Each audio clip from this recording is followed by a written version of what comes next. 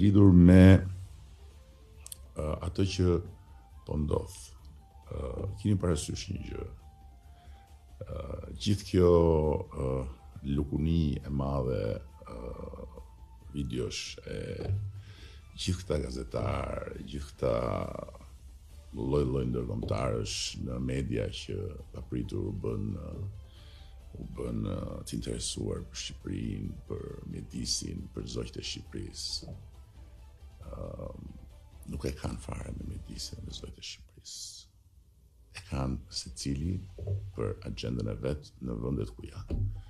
Disa e kanë me Izraelin, që u fut kot fare në këtë mes, ndërkohë që Instituti kryesor janë dy vëllezër musliman të famshëm në lindjen e mesme për sukseset dhe investimet e tyre dhe që vinë nga Katari, një vend që s'ka marrëdhënie me Izraelin.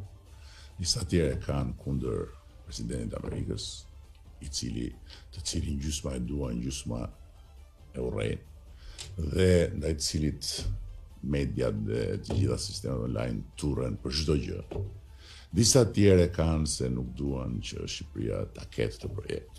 Janë konkurrencë normal, të vinë 4 miliard në Shqipëri dhe me këto emra Shqipëria bëhet një pikë referimi si asnjëherë më parë dhe si asnjëherë më pas në rast se ne humbim këtë mundësi.